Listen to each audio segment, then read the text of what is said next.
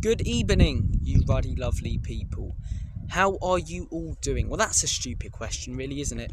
Because if you're watching this channel, you're probably a Spurs fan, and I'm sure you've seen the news, so I'm guessing you feel a little bit like a constipated hippo. Looked like the deal was done for Spurs to sign Hijack Eze, but we've stood around, we've hung around, we've waited for no reason, and Arsenal, let's face it, it pains me to admit it, a bigger club than us, have swooped in and taken him away. And the worst bit is, you can see it coming a mile away. Daniel Levy and ENIC trying to get every single little bit of financial information down to the last detail to make this deal as good for us as possible when it comes to how little money we can spend.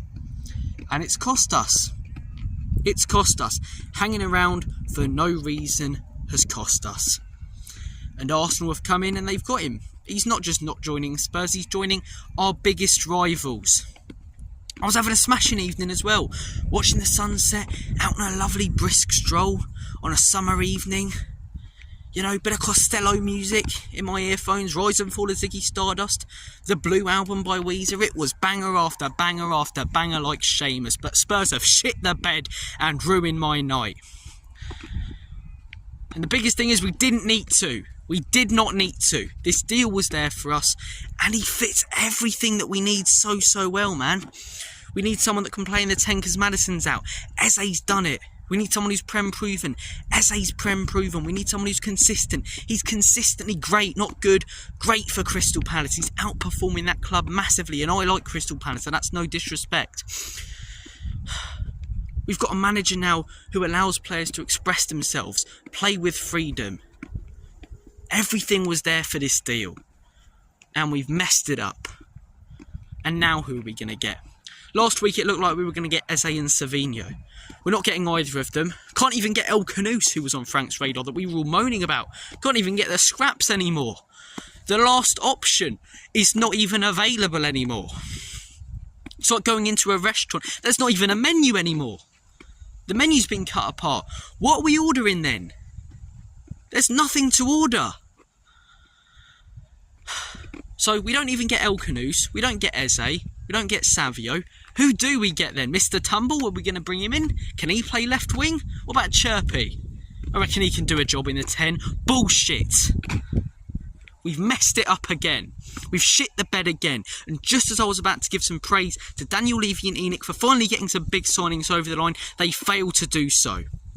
And it's going to be another summer where we sign a couple of good players. Paulinho's a great signing, Chris is a great signing, but we miss out on those 2 extra players that we really need. And at the end of the season, if we're going for top 4, we'll miss out on it by a few points. If we're going for Europa League, we'll miss out on it by a few points. Whatever we're going for, we'll miss out on a few points because we don't have the necessary players. We don't have the depth in the squad now to compete on major fronts. We're in the Champions League this season.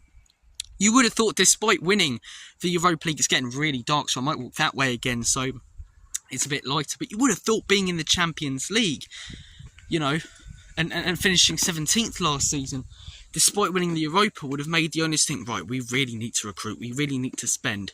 But it hasn't, has it? It hasn't. I'm all for giving Levy and ENIC praise, when they get things right. Financially, they run the club brilliantly, but too good sometimes that they're not willing to take any financial risks, and you've got to take risks to be successful in sport. The biggest risk is not taking a risk. It's an old Nike advert. It's cheesy, but it's bang on. There's no greater danger than playing it safe. And that's what we've done. We've played it safe. We've tried to get every financial detail down. These deals, every time with Spurs, take too long, and we leave room for other clubs to jump in. Thankfully, no one else was interested in Kudus. Make of that what you will. So we managed to get that one over the line. But this one, we've hung around. Arsenal have been interested the whole time. Havertz has been injured, and they're going to go in and get him. I tell you what we should have done. They should have had Havertz injured today and gone, right, let's sign Eze. Oh, he's had his medical today at Spurs. Because if he's having his medical, then he's seeing the training facilities. He's there. I don't see him changing his mind then.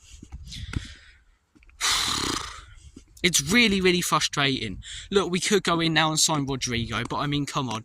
Just don't back us to sign anyone. We take far too long to do any... There's a fox over there. It's too far away to show you guys. interesting.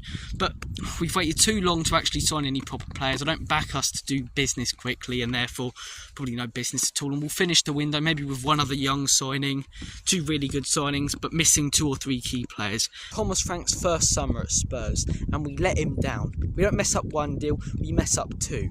2 priorities. I let the owners off for the Gibbs White thing because that's just Marinakis being Marinakis. But these 2 signings, they were there on a plate for us, especially the Eze one, and we've messed it up. Take care, guys. Try and enjoy the rest of your evening. As always, come on, you Spurs.